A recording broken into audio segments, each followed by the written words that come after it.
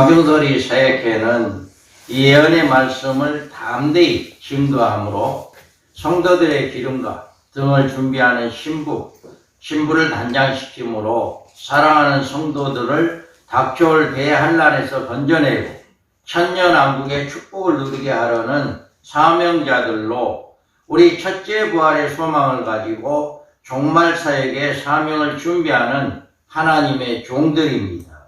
오늘 강의를 잘 들으시고 깨닫는 귀한 시간 되시기를 주님의 이름으로 축복합니다. 아멘. 오늘 우리가 강의할 내용은요, 우리 강의록의 작은 책의 비밀 교재 제13과 102쪽이 되겠습니다. 102쪽 16장 하나님의 최후의 심판 셋째 하로 시작을 하겠습니다. 16장 102쪽 셋째 하가 되겠습니다. 셋째 하에 대해서는 종말적인 시기입니다. 16장은 인류에 대한 하나님의 최종적인 심판으로 7단계로 진행이 됩니다. 이 심판을 셋째 하라고도 하며 7째 대접 심판이라고도 부릅니다. 그래서 계시록 6장에 인의 계시에서 6째인 사건이 인류 마지막의 심판의 계시로 보여주시는데, 이 6째인을 7째 대접 심판 중에 마지막인 7번째 대접 심판을 의미합니다. 그렇다면 우리가 첫째 하는 9장 1절에 보면 다섯째 천사가 나팔을 불며 내가 보니 하늘에서 땅에 떨어진 별 하나가 있는데 그가 무적갱의 열쇠를 받았더라. 이렇게 계시록 9장 1절에 보면 다섯 번째 천사가 나팔을 불 때 보는 일로 시작해서 종말적인 사건이 시작됩니다. 그래서 하늘에서 떨어진 별 하나가 무적갱의 열쇠를 가지고 무적갱을 여는 일로 이 땅에 임하는 하가 첫째 하가 됩니다. 이 하늘의 별로 상징된 사탄은 지상으로 내어 쫓기는 시기가 있습니다.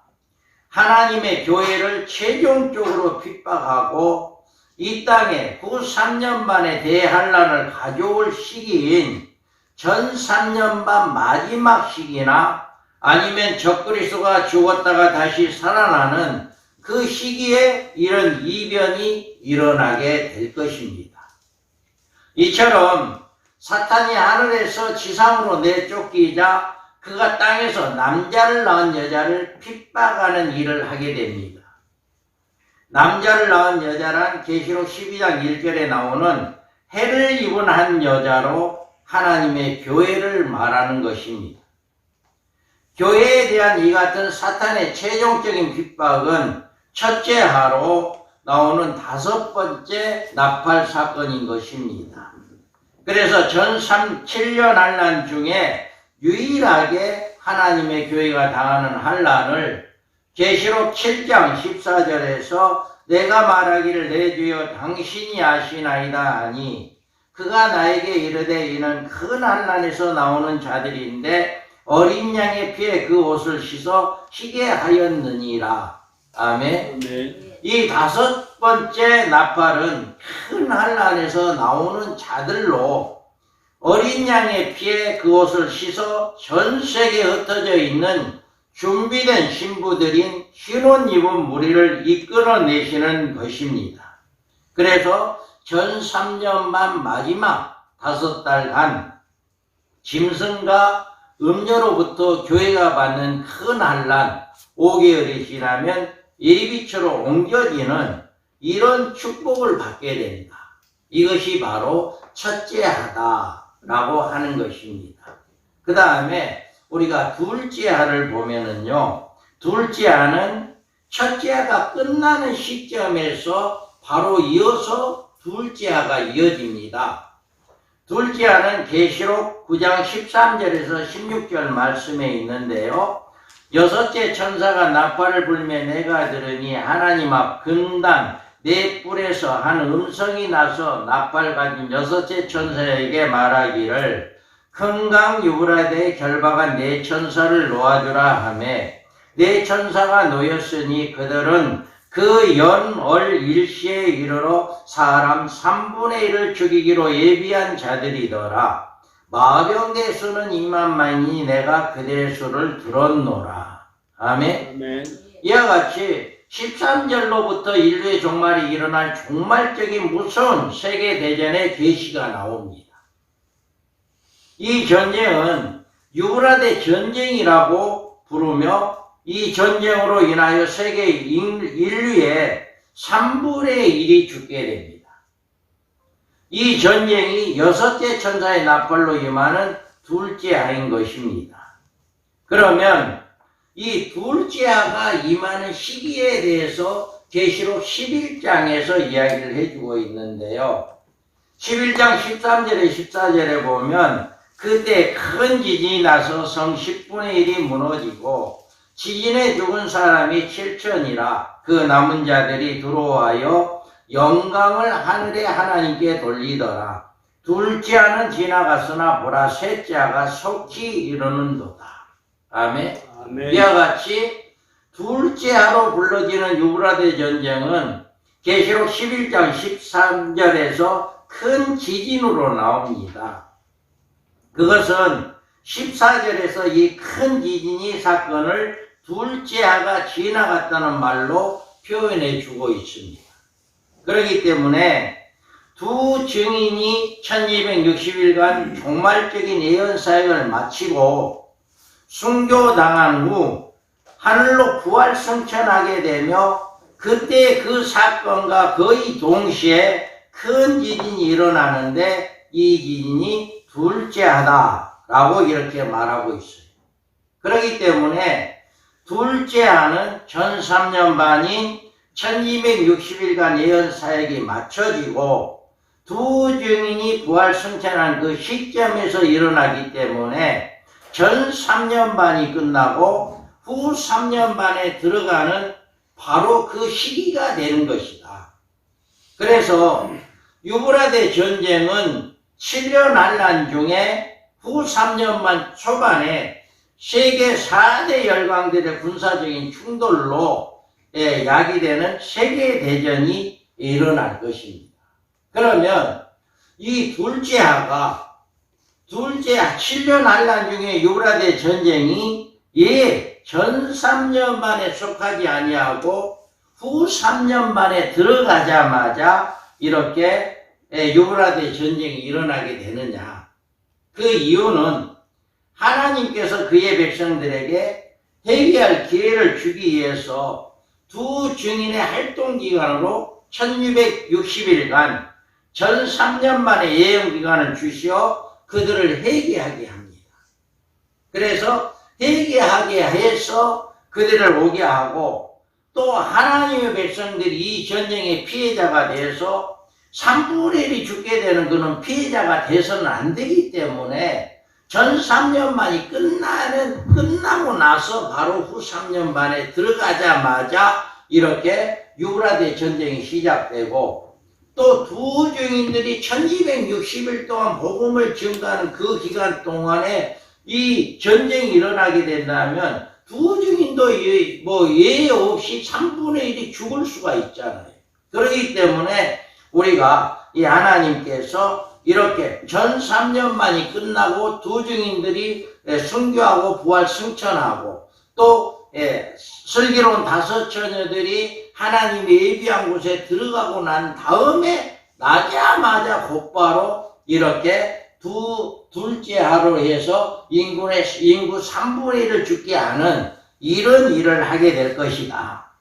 우리가 그러나 하나님이 정하신 그 연월 일시에 이르면 이 네 바람이 유브라데 강에서 충돌하게 된다. 지금 이제 러시아가 전쟁 중에 있습니다만은 핵전쟁이 나오니 이런다 하지만 아직은 아닙니다. 핵전쟁은 세계 3차 대전에 핵전쟁이 나올 확률이 높다라고 이렇게 볼 수가 있습니다. 그래서 우리가 이 전쟁은 이제 전 3년반이 끝나자마자 임하는 세계대전, 인류의 3분의 1이 죽는 핵전쟁으로 미련한 처녀들이 이때에 회개하게 된다.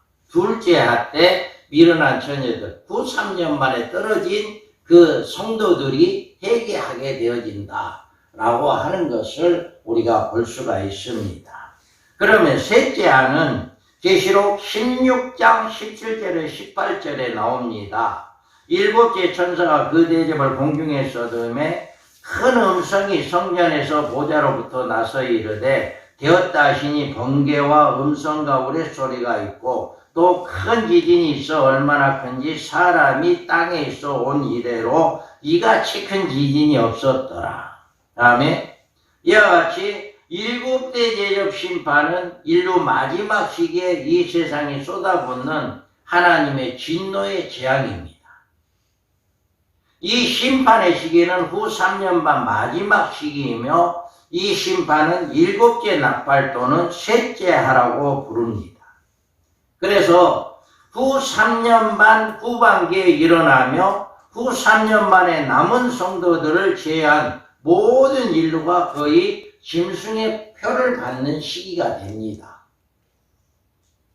예수님은 셋째 하시 여섯째 심판 때 오심으로 주 재림의 직전에 이런 일이 일어나고 또 대환란 가운데 던져지는 성도들은 다섯째 대접 심판 때까지 믿음으로 인내하는 생활을 하게 된다. 그래서 짐승의 표는 모두 찍은 시기가 시작되고 후 3년 반 종말 시기에는 셋째 하가 있게 되고 떨어진 성도들은 다섯째 대접까지 이렇게 통과하게 된다 라고 하는 것을 셋째 하에서 우리에게 보여주고 있습니다. 셋째 하는 인류 마지막 종말에 오는 이런 하가 셋째 하다. 그렇다면 우리가 7년 환란 시기로 본 세 가지 하의 그 시점을 우리가 보게 되면 7년 환란이 나옵니다. 그리고 전 3년 반, 후 3년 반이 나오고요. 그래서 첫째 하에 황충의 하로 전 3년 반 직전 이제 5개월 황충의 시대가 나오죠. 그 다음에 둘째와 유브라데 전쟁으로 인구 3분의 1이 죽는 이런 일이 나오고요. 셋째와 7대접으로 인류 마지막 심판이 있게 되어진다 라고 하는 것입니다.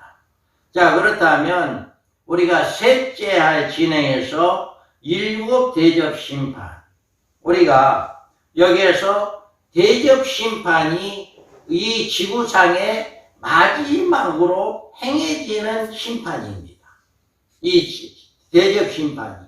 그러면 우리가 첫 번째 대접 심판은 어떤 것이냐? 첫 번째 대접 심판은 계시록 16장 2절에 나오는데 첫째 천사가 가서 그 대접을 땅에 쏟음에 짐승의 표를 받는 사람들과 그 우상에 경배하는 자들에게 악하고 독한 종기가 나더라. 이렇게 보면 16장 2절에 보면 첫째 대접 심판에는 짐승의 표를 받는 사람들이 우상에 경배하는 자들에게 악하고 독한 종기가 났다라고 했습니다. 그래서 이들이 쏟는 곳, 첫째 대접이 쏟아지는 곳은 땅, 지구를 이야기합니다. 그래서 첫째 대접을 가진 천사가 그 대접을 땅에 쏟으라 라는 명령을 받고 땅에 쏟았습니다. 여기서 땅이란 이 지구의 지면을 말합니다. 그러면 이 첫째 천사가 땅에 쏟아부은 첫째 대접으로 인하여 이 땅에는 악하고 독한 헌대가 짐승의 표를 받는 모든 사람에게, 우상에 경배하는 모든 사람에게 임하게 된다 라고 하는 거예요. 그러면 이 피해를 당한 사람은 누구냐? 악하고 독한 헌대가 나오고 얼마나 아픈지 자기 혀를 깨물 정도로 아플 종기가 난다. 그래서 여기서 악하고 독한 헌대란 사람들이 견뎌내기 가장 어려운 가려움에 따릅니다. 막 가려움을 있으면 정말 견디기 참기 힘들잖아요. 그런데 표를 받고 우상이 경배한 모든 사람들에게 이 독한, 악한, 헌데, 종기가 난다라고 하는 거죠. 그래서 가려움은 장소나 체면이나 부해됨이 없이 몸의 어떤 부분이나 드러내고 긁어대는 것이 통례입니다. 그래서 아마 이때쯤 되면은요, 이 온몸에 부끄러운 곳이라도 개의치 아니하고 사람이 있거나 없거나 막 긁어대는, 부끄러운 것도 막 드러내고 막 긁어대는 이런 일이 있게 될 거예요. 그래서 이런 예언대는 7째 대접 심판으로 이 지구가 폭발하여 그들이 불 속에서 다 타죽기까지 계속해서 되어집니다. 그러니까 후 3년만이 시작과 동시에 가름이 시작돼서 후 3년만이 끝나는 거기까지 이 가름증이 계속 되어진다 라고 하는 것이죠. 그러면 이 대상은 짐승의 표를 받는 모든 사람들이다. 짐승의 표를 받지 아니하는 여자의 남은 자손들로 후 3년 반에 남아있게 된 성도들이나 이스라엘의 남은 자들로 짐승의 표를 받지 아니한 유대인들은 이하에서 제외될 것입니다. 그러니까 이 종기 헌대가 있느냐 없느냐에 따라서 표를 받았냐 안 받았냐가 구분이 되어버리는 거예요. 구분이 돼요. 그래서 이 첫째 대접만큼은 666표를 받지 않은 사람, 우상에 경배하지 않는 사람엔 첫째 대접이 없습니다. 전혀 임하지 않습니다. 그래서 그 남은 자들이 이제 그때 회개하고 끝까지 666표를 받지 않으려고 힘써 싸우는 적그리스도와 대적하는 이런 일이 있게 될 것이다 라고 하는 것을 이야기하고 있습니다. 이처럼 이때 세상에 내리는 하나님의 재앙은 짐승의 표를 받는 자들과 받지 아니하는 자들을 구분해서 처리하신다는 사실을 알 수가 있습니다. 누가 봐도 온몸에 종기가 있는 사람과 종기가 없는 사람은 구분이 되는데 그 구분이 표를 받는 사람이다, 안 받는 사람이다 라고 이렇게 구분이 되어진다 라고 하는 것입니다. 그러면 우리가 둘째 대접은 어떤 것일까? 둘째 대접 심판은 계시록 16장 3절에 나오는데요. 둘째 천사가 그 대접을 바다에 쏟음에 바다가 곧 죽은 자의 피같이 되니 바다 가운데 모든 생물이 죽더라. 아멘. 네. 자, 여기에서 보면 둘째 대접 심판은 쏟는 곳이 어디다고 했어요? 바다다고 했어요. 바다. 그러면 우리가 이 바다에서 둘째 천사는 이 바다에 쏟게 되는데 이 지구가 멸망의 심판을 당할 때 바다에도 예의가 되지 않는다는 거예요.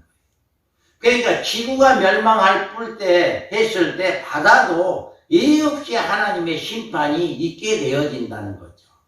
그래서 이 바다에 둘째 천사가 두 번째 대접을 바다에 쏟을 때 바다가 죽은 자의 피같이 되고 바다 가운데 모든 생물이 죽는다라고 해요.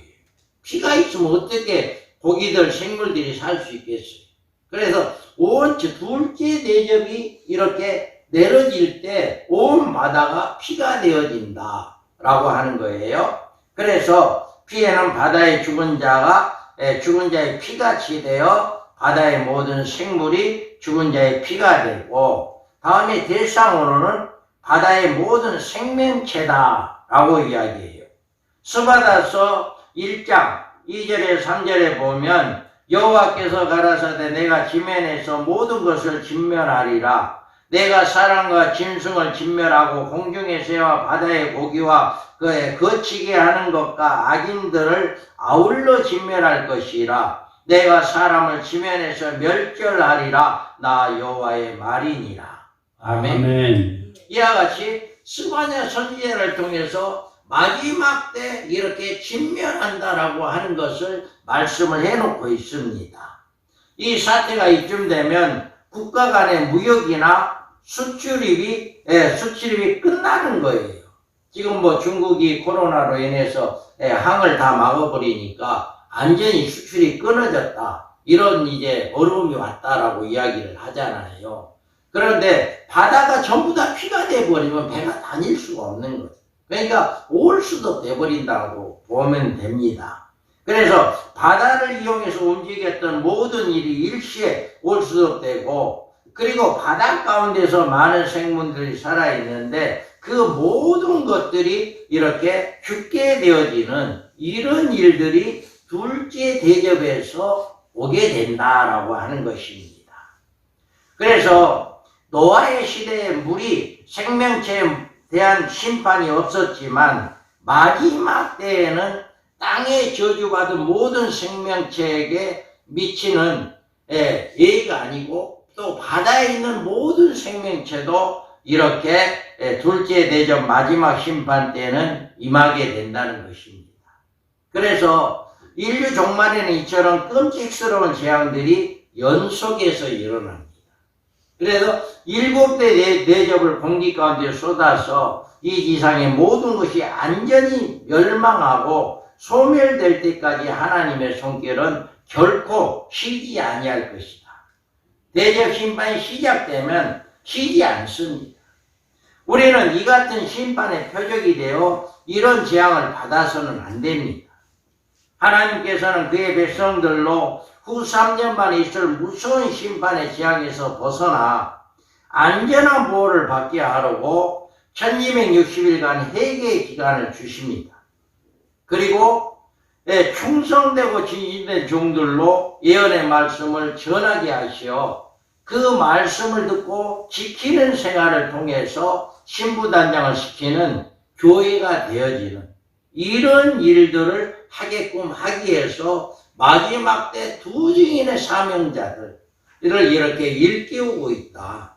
그리고 성도들을 슬기로운 다섯천으로 일깨우고 있다라고 하는 것을 우리가 볼 수가 있습니다. 자, 그러면 우리가 또 셋째 대접을 보면은요, 셋째 대접은 계시록 16장 4절에 나옵니다. 셋째 천사가 그 대접을 강과 물 근원에 쏟음에 피가 되더라. 둘째에서는 바다에 피가 됐는데 셋째 대접에서는 물 근원이 피가 된다라고 이야기를 해요. 모든 강과 물 근원이 피가 된다. 그래서 셋째 천사가 명령을 받고 그 대접을 강과 물 근원에 쏟았습니다. 그랬더니 이 세상의 모든 물이 갑자기 피로 변해버리는 이런 일이 되는데 쏟는 것이 강과 물 근원이다 했습니다. 강과 물 근원이란 바닷물을 제외한 세상의 모든 물과 담수를 말하는 것입니다. 그래서 강은 담수가 바다로 흐르는 마지막 물줄기로, 그리고 이 강물들이 줄기가 근원의 물의 근원으로 물이 땅에 쏟아오는 모든 셈입니다. 이제는 우리가 간정을 파도 그 간정에서 피가 나오는 거예요.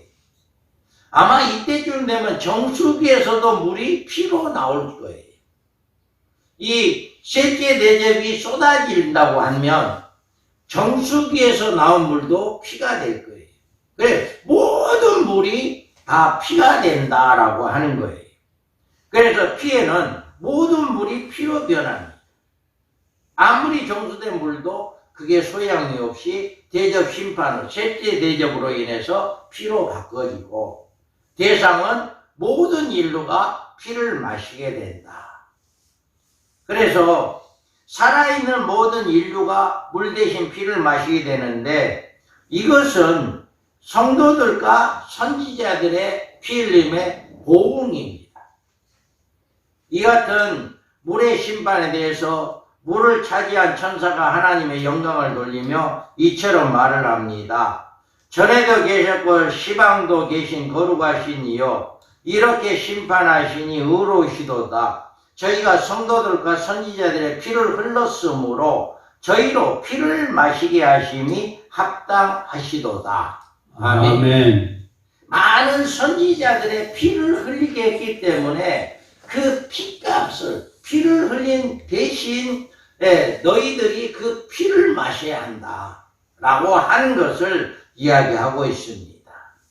이같이 천사들의 외침에 제단에서 응답이 나오는데요. 그러하다. 주 하나님 곧 전능하신 이시여 심판하시는 것이 참되시고 의로우시도다. 아멘. 아멘. 이렇게 하늘에서 응답이 오는데 맞습니다.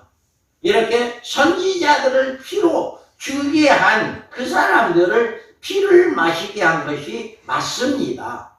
정당합니다. 라고 하는 것입니다. 그래서 이제 순교자들이 제단 안에서 호소했던 그 피값에 대한 신원이 역사가 하나님에 의해서 진행 중에 있는 것을 우리가 볼 수가 있습니다. 그래서 우리가 5개 인을 뗄 때 그러잖아요. 우리의 피값을 언제 갚아줄랍니까? 라고 하는 그 호소가 실제 대접에 의해서 이루어진다. 잠시 동안만 쉬고 있어라. 너희 동무종들과 똑같이 그렇게 죽임을 받은 그 수가 찰 때까지 기다려라. 라고 하는 그 수가 바로 이렇게 셋째 대접으로 인해서 그 응답이 되어진다. 라고 하는 것을 우리가 볼 수가 있습니다. 자, 그러면, 넷째 대접의 심판이 있는데요. 넷째 대접은 계시록 16장 8절에서 9절에 나옵니다. 넷째 천사가 그 대접을 해 소돔에 해가 번세를 받아 불로 사람들 태우니 사람들이 그 크게 태움에 태워진지라. 이 재앙들을 행하는 권세를 가지신 하나님의 이름을 비방하며 또 회개하지 아니하고 주께 영광을 돌리지 아니하더라. 아멘. 아멘. 이 명령을 받은 네 번째 천사는 그 대접을 어디다 쏟았냐? 해에다 쏟았대요. 그러면 해가 뜨거운 권세를 받아 불로 사람들을 태웠다라고 합니다. 그래서 쏟은 것이 넷째 대접의 심판은 어디다 쏟았냐? 해, 태양에다 쏟았다. 이처럼 피해는 해가 권세를 받아 사람들을 태워 죽이는 이런 일이 있는데 이처럼 네 번째 천사가 그 네 번째 대접을 해 쏟을 때 기록된 말씀대로 해가 권세를 받아 갑자기 강력한 열을 발하시고 급격한 무더위로 인하여 사람들이 도처에서 죽이는 사건들이 일어납니다. 이렇게 해 쏟아지면 이런 일이 일어나는데 대상은 지구에 거주하는 모든 인류예요.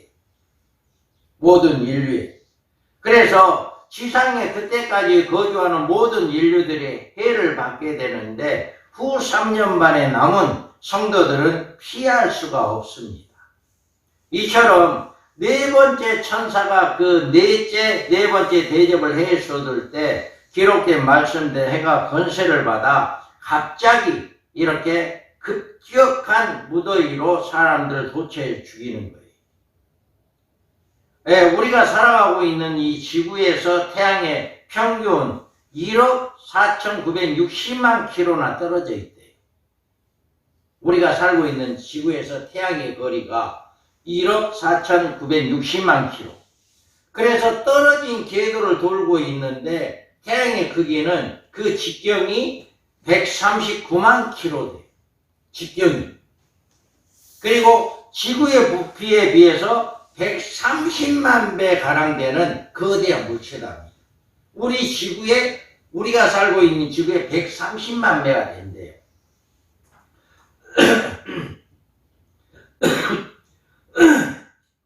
그리고 이 태양의 온도는요, 6,000도가 된대요. 접시 6,000도. 그러니까 6,000도가 되는 그 열이 우리 지구에 130만 배나 되는 그 큰 그 물체가 그 6,000도의 열을 바로 우리 지구에 쏟아버리면 마치 뭐예요? 전자레인지에 어떤 음식이 들어가 있는 거나 똑같은 거나 다름없을 거예요. 그래서 지금도 많은 인도나 이런 데서는 여름에는 많은 사람들이 죽어가고 있잖아요. 더위에. 그런데 그때는 이 안전이 오존층이 없어져 가지고 이 태양이 이 넷째 대접 때는 태양이 완전히 우리 사람을 죽이는 거예요. 태양은 하나님께서 지구에 살아가는 생명체를 위해서 창조하신 피조물이에요. 원래는 우리 태양을 한번 우리가 보면 창세기 1장에서 보면 창세기 1장 14절에 보면 하나님이 이르시되 하늘에 궁창에 강명체들이 있어 낮과 밤을 나누게 하고 그것들을 징조와 계절과 날과 해를 이루게 하라 하셨으며 17절에 보면 하나님이 그것들을 하늘의 궁창에 땅에 비추게 하시며 하신 것이다. 이렇게 이야기했어요. 여기에서 궁창을 만들어 땅에 비치게 했다라고 하는 것은 생명체를 주었다는 거예요. 우리가 태양이 없으면 못 살잖아요. 지금 현재까지는 태양이 있기 때문에 우리가 생존하고 있고 모든 식물도 태양이 있기 때문에 살 수 있는 거예요. 그런데 지금 앞으로 넷째 대접이 오면 이것이 더 이상 필요가 없게 되는 거예요. 우리 생명을 살리게 하는 어떤 생명체가 필요가 없게 된다. 이 태양이. 그래서 하나님의 심판으로 이루어지게 된다라고 하는 것입니다.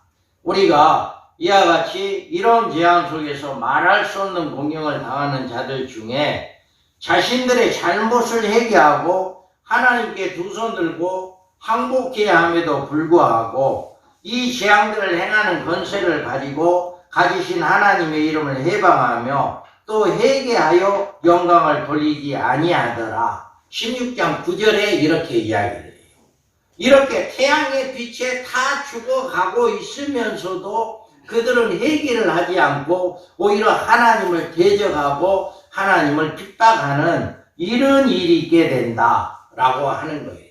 그래서 마지막 때 지금 현재는 태양이 우리를 살리는 일을 하고 있지만 하나님의 심판 때가 와서 넷째 대접이 오게 되면 우리 생명 모든 인류를 태워 죽이는 그걸로 사용되게 되어진다라고 하는 것이 넷째 대접 심판에 이런 일이 있게 된다라고 하는 것을 말씀을 하고 있습니다. 자, 그렇다면 우리가 다섯 번째 대접 심판이 나옵니다. 다섯 번째 대접 심판은 계시록 16장 10절에서 11절에 나옵니다. 또 다섯째 천사가 그 대접을 짐승의 안개에 쏟으니 그 나라가 곧 어두워지며 사람들이 아파서 자기 애를 깨물고 아픈 것과 종기로 말미암아 하늘의 하나님을 비방하고 그들의 행위를 회개하지 아니하더라. 아멘. 이와 같이 다섯 번째 대접이 쏟아지는데도 사람들이 회개하지 않는다라고 이야기를 해요. 그러면 다섯째 대접을 가진 천사가 명령을 따라 그 대접을 어디에다 쏟았냐?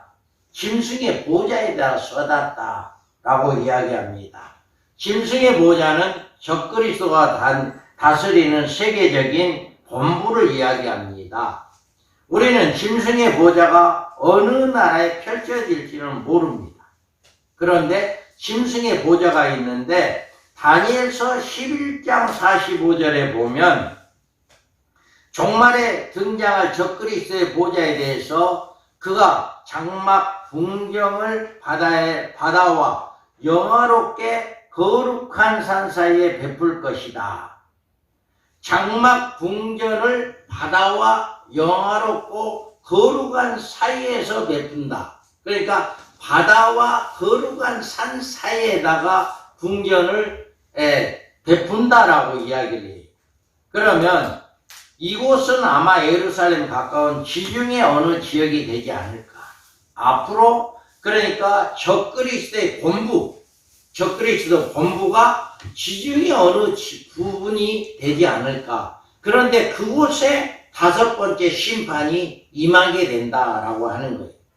그래서 피해는 세계가 어두워지는 이런 일이 일어나는데, 계시록 16장 8절에 9절에서 보면 넷째 천사가 그 대접을 해 소돔에 해가 권세를 받아 불로 사람들 태우니 사람들이 크게 태움에 태워진지라. 이 재앙들 행하는 권세를 가지신 하나님의 이름을 비방하며 또 회개하지 아니하고 주께 영광을 돌리지 아니하더라. 아멘. 아멘. 이와 같이 넷째에서 해가 이제는 모든 걸 잃어버렸잖아요.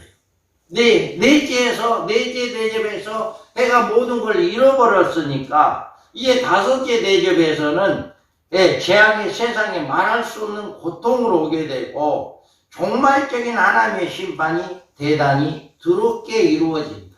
그러니까 온 지면이 이렇게 어두워지는, 이렇게 태양의 모든 것들이 잃어버리게 되고 이렇게 짐승의 보좌에 하나님의 심판이 임하게 되어지는 이런 일들이 다섯 번째 대접 때 일어나게 된다라고 하는 것입니다.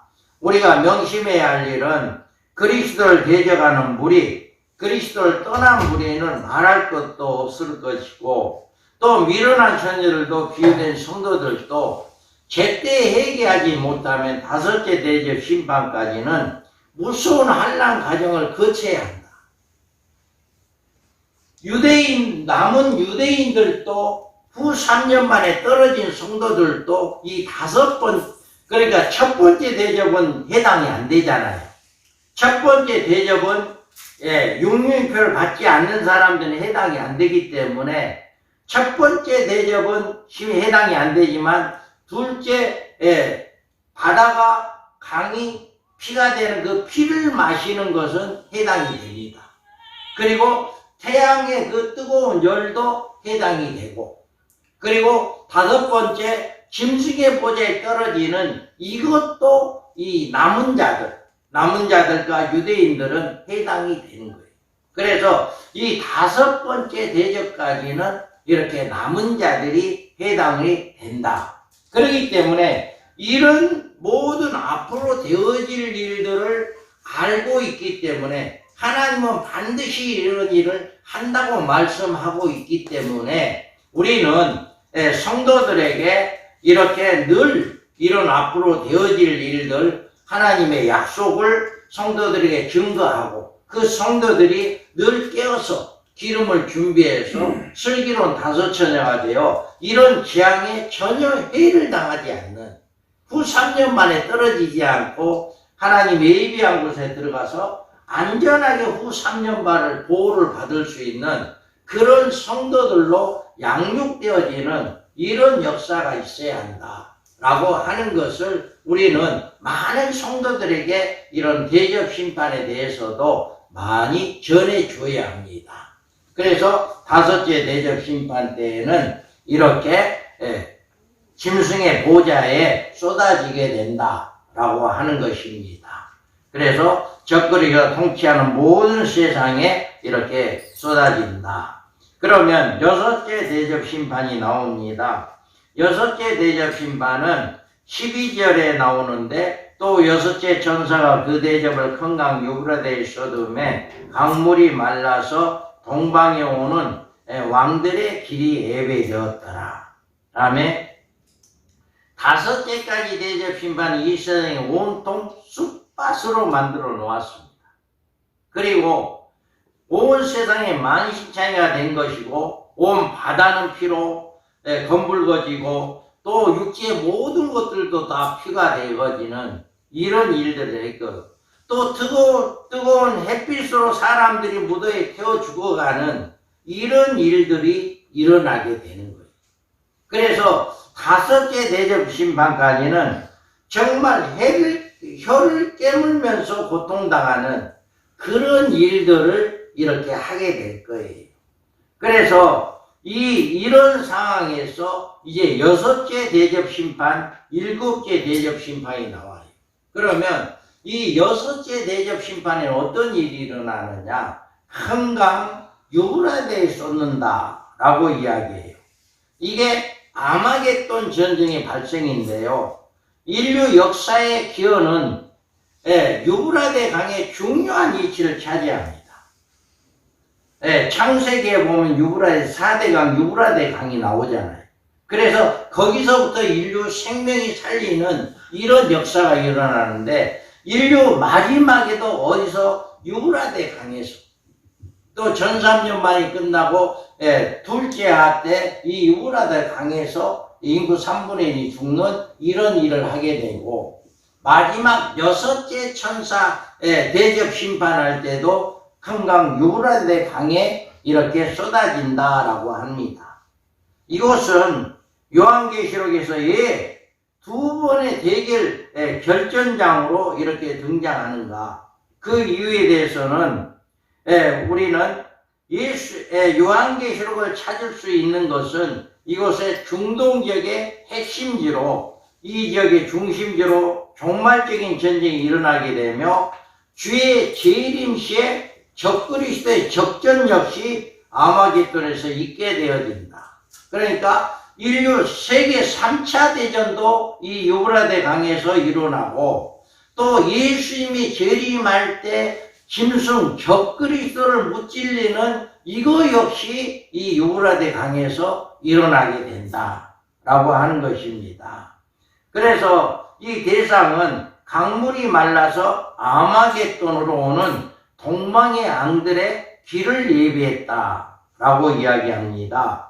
주님의 재림하시는 예수님과 이제 여기 보면 주님이 재림하시는 하늘의 군대와 짐승들과 그의 군대와 전쟁을 발생한다. 그래 여기에서 보면 대상에서 주님의 재림하는 할 때 모든 주님을 대적하고자 하는 모든 왕들, 모든 군대들이 이렇게 이들이 대상이 된다라고 이야기합니다. 우리는 유브라데 전쟁과 아마겟돈 전쟁을 동일한 사건으로 착각하기가 쉽습니다. 왜 그러냐면 동시에 똑같은 유브라데 강이기 때문에 아마겟돈 전쟁과 유브라데 전쟁 같다라고 생각할 수도 있어요. 그런데 우리가 분명하게 구분이 되어야 하는 것은 이 두 전쟁은 전혀 별개의 전쟁입니다. 시기가 달라요. 대상이 달라요. 여기에서 보면 유브라데 전쟁은 사람과 사람의 싸움이에요. 사람과 사람. 그러니까 적그리스도와 우리 예수 믿는 사람들의 싸움이라고 볼 수 있죠. 그러니까 이스라엘과 모든 적그리스도의 세상과 싸우는 것이 이렇게 유브라데 전쟁이다. 그러면 아마겟돈 전쟁은 사람과 주님이 재림하는 천사들과 첫째 부활자들 주님과 함께 싸우는 대상자가 다릅니다.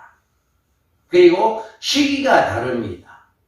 유브라데 전쟁은 전 3년 반이 끝나는 둘째 하에 일어나는 것이 유브라데 전쟁이고요. 아마겟돈 전쟁은 후 3년 반이 끝나는 시점에 일어나는 것이 아마겟돈 전쟁이다. 그러니까 전쟁을 싸우는 대상도 다르고 시기도 다르고 그러기 때문에 이거는 3년 반이라고 하는 그 캡이 생기는 거죠. 3년 반에 먼저 일어난 전쟁은 유브라데 전쟁이고 후 3년 만에 끝나는 시점에서 일어나는 전쟁은 아마겟돈 전쟁인데 하늘의 군대들, 그러니까 주님이 오실 때 천군 천사의 첫째 부활자들이 100마를 타고 온다고 했잖아요. 그들과 이 땅에 있는 왕들이 대적해서 싸워서 짐승, 거짓 선지자를 산채로 불못에 집어 던져버리는 이런 일을 하게 되는 것이 아마겟돈 전쟁이다 라고 하는 것입니다. 그래서 우리가 이 아마겟돈 전쟁은 하가 둘째와 셋째가 되고 사람과 사람의 싸움이고 전 3년 만이 끝나는 시점이고 후 3년 만이 끝나는 시점이고 이런 차이가 분명하게 있다 라고 하는 것을 꼭 기억하시기 바랍니다. 그리고 이 전쟁의 결과도 다루는데요.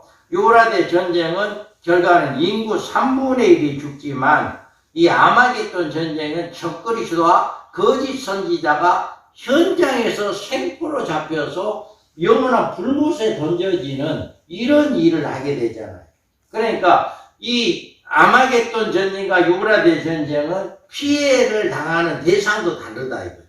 인구 3분의 1이 죽고 적그리스도와 거짓 선지자가 산채로 불못에 던져지는 이런 일들이 일어나게 된다. 그래서 우리가 예수님은 보라 내가 도적같이 오리라고 이렇게 말하고 있습니다. 예수님 바로 이때 도둑같이 오셔서 이제 적그리스도를 심판하게 된다라고 하는 것입니다. 그래서 예수님은 계시록 16장 15절에 보라 내가 도둑같이 오리니 누구든지 깨어 자기 옷을 지켜 벌거벗고 다니지 아니하며 자기의 부끄러움을 보이지 아니하는 자는 복이 있도다 하고. 아멘. 아멘. 이렇게 우리 주님께서 늘 깨어서 기도해라. 늘 깨어 있어라.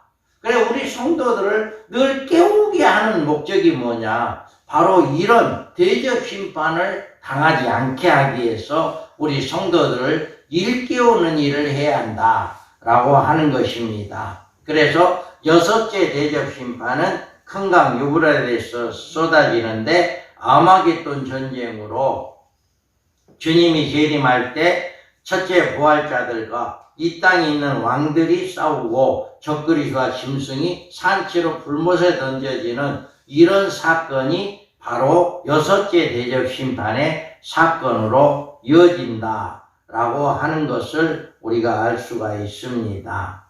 자, 그러면 우리가 또 일곱째 대적 심판이 있습니다.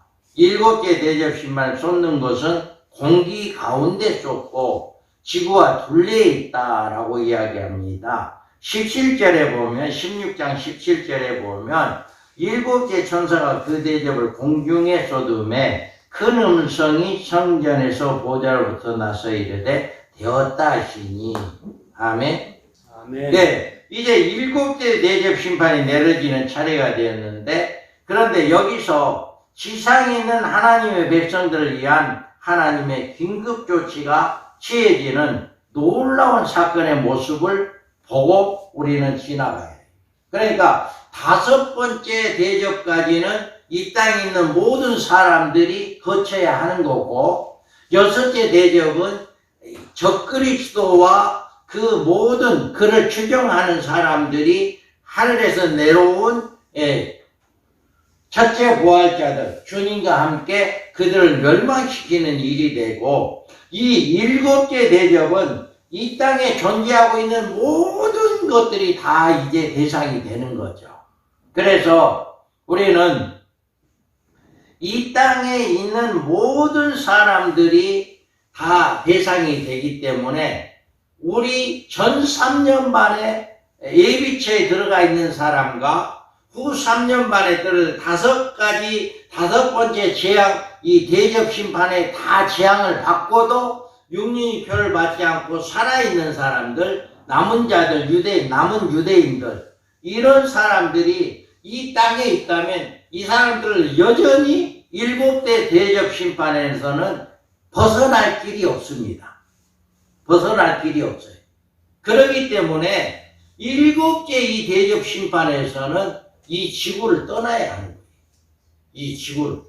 그러니까 우리가 예비처에 들어가는 그 예비처는 이 땅 어디엔가 있을 겁니다.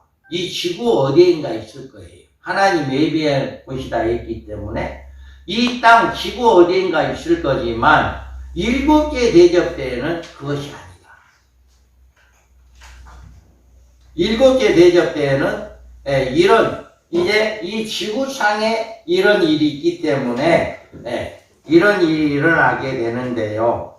많은 그리스도인들이 휴교에 대해서 잘못된 고정관념을 가지고 있는데, 교회의 공중휴거는 7년 한란 전에 있을 것이라고 믿고 있는 자들이 많아요. 그것은 세대주의자들의 잘못된 교육으로 인해서 주님이 재림할 때 하기 전에 다 공중에 올라가게 된다. 그래서 대접 심판이나 이런 거 전혀 받지 않는다. 이렇게 많은 이야기를 합니다.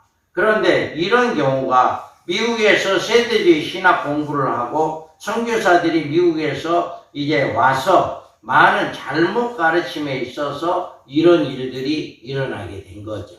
그러면 예수님이 6째 대접 심판으로 아마겟돈 전쟁에서 적그리스도 군사들을 진멸하고 적그리스도와 거짓 선지자를 생포하여 둘째 사망에 던져놓고 심판이 있게 되며 곧 이 생존에 있는 모든 성도들이 한 명도 누락적 없이 일제히 공중으로 휴거되어지는 이런 일이 있게 되어진다. 그래서 이 공중 휴거는 일종의 지상에서의 최종적인 탈출 사건이다. 마지막 7 대접은 이 지상에 쏟아지는 마지막 대접 심판이기 때문에 이건 피할 수가 없고 여기에서 이 7개 대접 심판에서는 살아남을 방법이 없어요. 살아남을 방법이 없기 때문에 이들을 완전히 공중으로 완전히 탈출시켜가지고 그들을 살리는 이런 일을 하기 위해서 있게 되어진다라고 하는 것입니다. 그래서 우리가 이같이 공중의견은 주님이 말씀해 주신 감하시는 그날이 될 것이다 했어요. 마태복음 24장 21절 22절에 보면 그날에 감하심이 없으면 모든 육체가 구원을 얻지 못하고 이렇게 이야기를 합니다. 여기서 감한다라고 하는 것은요, 7년 한란에 있는 그 감하는 것을 아니에요. 여기서 감한다고 하는 것은 후 3년 반도 아니고 바로 7 대접 심판을 의미합니다. 그래서 7 대접 심판에서 감해주지 않으면 살아남을 사람이 하나도 없다 이 말이에요.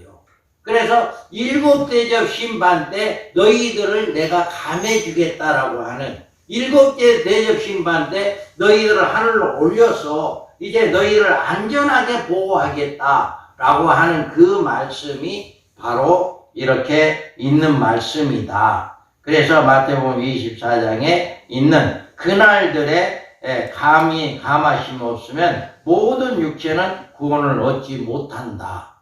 이 땅에 있는 사람들은 구원을 받지 못하기 때문에 이런 말씀을 하고 있습니다. 그래서 이날에 예수님은 이같이 교회 공중유월을 위해서 그의 천사들을 세상에 보내서 마태복음 24장 31절에 보면 저가 큰 나팔 소리와 함께 천사들을 보내리니 저희가 그 택하신 자들을 하늘 이 끝에서 저 끝까지 사방에서 모은다.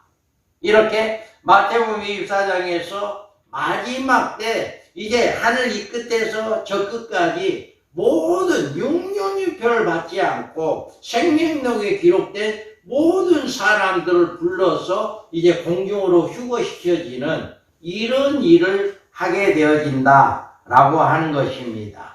이렇게 공중 휴거되는 성도들의 몸은 어떤 몸으로 우리가 변화되어져야 하는가? 우리는 흔히 공중 휴거를 믿지만 그 휴거될 성도들의 몸의 상태에 대해서는 변화되고 또 부활된다 이렇게 이야기를 많이 해요. 주님이 올 때 동시다발로 살아있는 사람들은 변화되고 죽은 성도들은 다 부활해서 주님과 함께 올라간다. 이렇게 이야기를 하거든요. 많은 학자들이 이렇게 이야기합니다.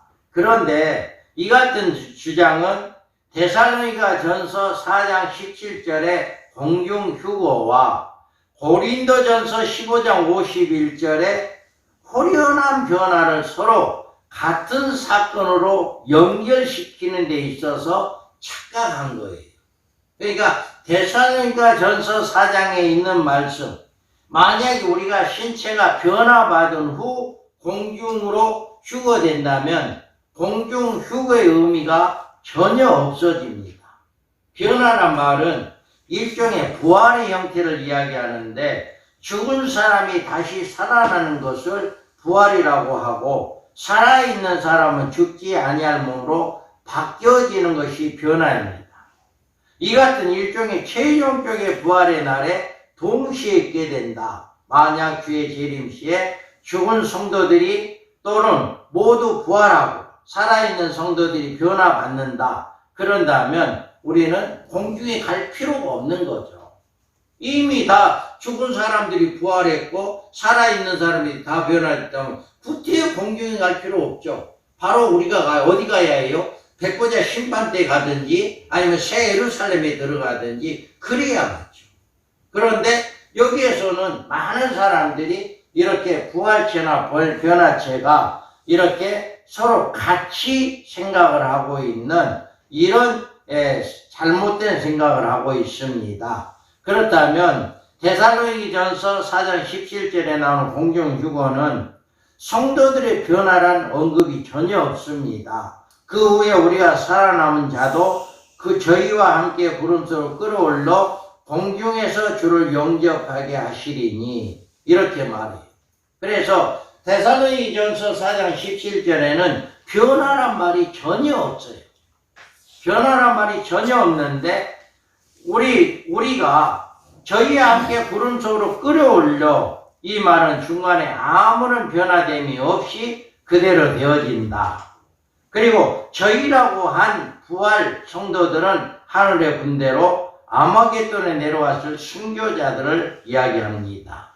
그러면 고린도전서 15장의 51절 52절에 보면 보라 내가 너희에게 비밀을 말하노니 우리가 다 잠잘 것이 아니요 마지막 납발 순간에 호련히 변하느니 납발 소리가 나매 죽은 자들이 썩지 아니할 것으로 다시 살아나고 살고 우리도 변화하리라.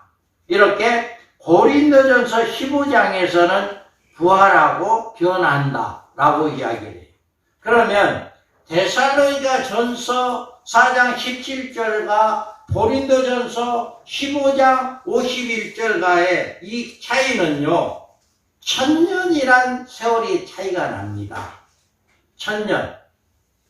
왜 그러냐면 주님이 재림할 때 호련히 다 올라가서 공중에서 혼인잔치가 이루어지는 이런 일이 일어나는 것은 천년왕국이 이루어지기 직전에 있는 거기 때문에 그렇게 우리 이 몸을 가지고 공중에 올라가서 공중에 혼인잔치를 하고 천년왕국에 내려가서 1000년이라는 세월을 천년왕국에서 생활을 하고 난 다음에 백보자 심판 때 고린도전서 15장 51절에서 52절 말씀이 성립되는 거예요. 그러니까 1000년이라고 하는 세월이 이렇게 살고 있고 그 다음에 고린도전서 15장의 말씀이 이루어지고 있는데 우리는 여기서 이 사건을 동시다발로 이렇게 생각하고 있기 때문에 예수님이 오실 때 부활한다. 예수님이 오실 때 변화된다. 이렇게 이야기를 하고 있는 거예요. 그래서 절대로 데살로니가전서 4장 17절과 고린도전서 5장 15절은 같은 내용이 아니다. 시대적으로도 틀리고 내용적 대상자도 틀리다. 대상자도 다른 거예요. 그래서 우리는 이 두 가지 사건이 데살로니가 4장에 나온 휴거의 주의 재림시에 있을 성도들의 사건들이고 고린도전서 15장에 나오는 호련히 변하는 천년왕국이 지상에서 사라진 후 우리가 백보자 심판 때 옮겨질 때 성도들의 전체적인 부활의 사건을 이렇게 언급하고 있다. 그래서 15장에서 성도들이 호련한 변화는 성도들의 공중휴거와 상관이 없는 사건이다. 공중휴거와는 상관이 없습니다. 고린도전서 15장에서는. 그래서 형제들아 내가 이것을 말하노니 혈과 육은 하나님의 나라를 유업으로 받을 수 없고 또한 썩을 것은 썩지 아니할 것으로 유업으로 받지 못하느니라. 아멘. 아멘. 여기서 언급한 하나님의 나라는 천년왕국을 의미하고 있는 것이 아니라 천년왕국이 지난 후에 들어간 영원한 천국을 의미하고 있는 것이다. 그 영원한 천국이 어디 나오냐? 계시록 20장 4절 5절에 나옵니다. 그래서 첫째 부활자들을 언급한 후 그 나머지 죽은 자들이 천년이 차이까지 살지 못하더라. 이렇게 말하고 있어요. 그렇기 때문에 우리는 영원한 우리 부활체가 가는 곳은 지금 사람들이 죽어서 영혼들이 가 있는 그 천국이 아니라 영원한 새 예루살렘이라고 하는 그곳에 부활체만이 들어가는 그곳에 들어가게 된다라고 하는 것을 우리가 알 수가 있습니다. 그래서 우리는 이와 같이 일곱 대접 심판이 이루어지기 직전에 행해지는 일이 바로 뭐냐? 공중휴거이다. 공중휴거가 그러니까 여섯 번째 대접까지는 이 모든 성도들이 남은 자들이 있고 그리고 여섯 번째 대접이 끝나고 난 다음에 일곱 번째 대접 직전에 공중휴거가 있게 되어진다 라고 하는 것을 우리가 알 수가 있습니다. 그러면 일곱 대접 심판은 계시록 16장 17절 18절에서 나오는데요. 일곱째 천사가 그 대접을 공중에 쏟음에 큰 음성이 성전에서 보좌로부터 나와서 이르되 되었다 하시니 번개와 음성과 우레소리가 있고 또 큰 지진이 있어 얼마나 큰지 사람이 땅에 있어 온 이래로 이같이 큰 지진이 없었더라. 아멘. 일곱 대접 심판이 오면 이제까지 있었던 지진과 비교가 안 되는 그 지진이 일어난다는 거죠. 큰 지진이 일어난다. 그래서 큰 지진은 전대미문의 대지진을 이야기하는데 말하자면 지구에 존속해 온 이래로 아직까지 이런 지진이 없었다. 지진으로 지존에 지구의 구조가 완전히 무너지는 이런 일이 벌어지게 되는 것이 일곱째 대접 심판 때 있게 되어진다 라고 해요. 그래서 쏟는 곳이 공중에 이렇게 지구 모든 대기권에 쏟아지는데 이 지진은 이 큰 성이 세 갈래로 갈라지는 지진이라고 했습니다. 그리고 큰 성이란 우리가 살고 있는 이 지구를 가리키는 말로 이처럼 거대한 지구가 이 지진으로 세 갈래로 갈라지는 형상이 나타날 것이다. 우리가 살고 있는 이 지구가 전체적으로 세 갈래로 갈라지는 이런 일들이 일어나게 된다라고 하는 거예요. 그래서 피해는 우리가 역사 이래 최대 큰 지진이 발생하게 될 것이다 라고 합니다. 그래서 우리가 그날의 이 지구상의 전체 지질이 대지진으로 인해서 우리가 폭발로 이루어지는데 우리가 보면 그러나 주의 날이 도둑같이 오리니 그날에는 하늘에 큰 소리로 떠나가고 체질이 뜨거운 불로 풀어지고 땅과 그 중에 있는 모든 것이 드러나리로다. 아멘. 베드로후서 3장 10절에 분명하게 이야기를 하고 있는데 이때가 일곱 대접 심판 때 이루어지는 말씀이 베드로후서 3장 10절에 이렇게 말씀을 하고 있습니다. 그러면 그래서 이 대진 가져온 결과는 뭐냐? 가져온 결과는 큰 성 바벨론이 지진으로 세 갈래로 갈라집니다. 결과로는. 그리고 만국성 도시가 무너지고 세계 모든 도시가 지진에 갈라져 멘틀에 빠지게 되어진다. 이렇게 사진을 한번 찾아서 제가 봤습니다. 지진에 갈라진 이런 사진을 제가 봤는데요. 만국성들이 무너지고 세계 만국 도시가 일제히 잿더미가 되어지는 이게 지진으로 에콰도르 지진으로 이런 일이 일어났다. 그리고 각 섬도 산악도 없어지고 지구가 평지가 되어 바닷물이 세상에 덮게 되어지는 이런 일이 있게 된다. 그리고 온 세상이 물로 더덥게 이제 뒤덮어지게 된다. 그래서 동시에 한 개에 100근이나 되는 우박이 쏟아지는 이런 일이 있게 된다. 여기에서 100근이라고 한 달란트가 대략 100근 정도 되면 100근은 한 60kg 정도. 그러니까 한 달란트가 이렇게 60kg의 무게가 이 땅에 떨어진다면 뭐 남원할 게 없겠죠. 남원할 게 없을 거예요. 이런 큰 우박이 7대접 때 떨어진다라고 합니다. 그래서 11장 계시록 11장 19절에 보면 이 하늘에 있는 하나님의 성전이 열리니 성전 안에 하나님의 언약궤가 보이며 또 번개와 음성들과 우레와 지진과 큰 우박이 있더라. 아멘. 11장에 보면 하늘이 열리니까 큰 우박들이 하늘에 있더라 라고 했어요. 그 우박들이 이렇게 떨어지는 이런 일들이 7개 대접 때 일어난다는 거죠. 마치 노아의 이제 우리가 궁창 위와 궁창 아래로 물을 모아놨다가 안전히 홍수 때 그 물들이 다 쏟아져서 안전히 생명을 죽이는 이런 일을 했던 것처럼 이렇게 11장에서 하늘이 열려서 이렇게 봤는데 지진과 우박이 있는 이런 모든 것을 보았는데 그것들이 땅에 쏟아지는 이런 일들이 있게 되어진다 라고 하는 것입니다.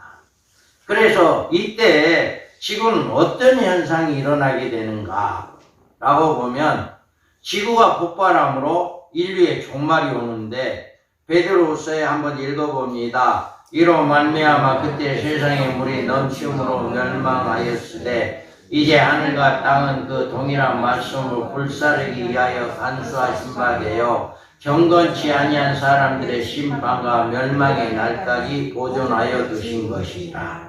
아멘. 이와 같이 마지막 때까지 보존하고 있다라고 이야기를 합니다.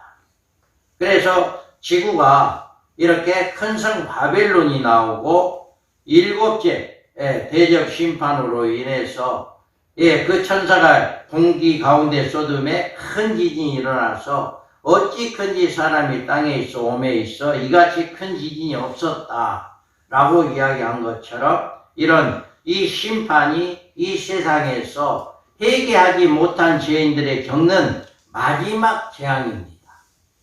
이제 짐승과 그의 우상 앞에 경배하고 짐승의 표를 받은 모든 인류들은 안전히 파멸되어집니다. 내가 지면에 있는 모든 것을 진멸하리라 하신 말씀대로 모든 것의 지구 사람들을 진멸하여지는 이런 일들을 마지막 7개 대접 때 일어나게 된다.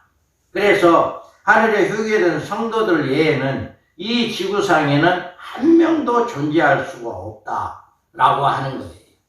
마지막 대접 심판 때 한 명도 살아남지 못합니다. 그래서 이런 일들이 앞으로 있게 될 것이다 라고 이야기합니다.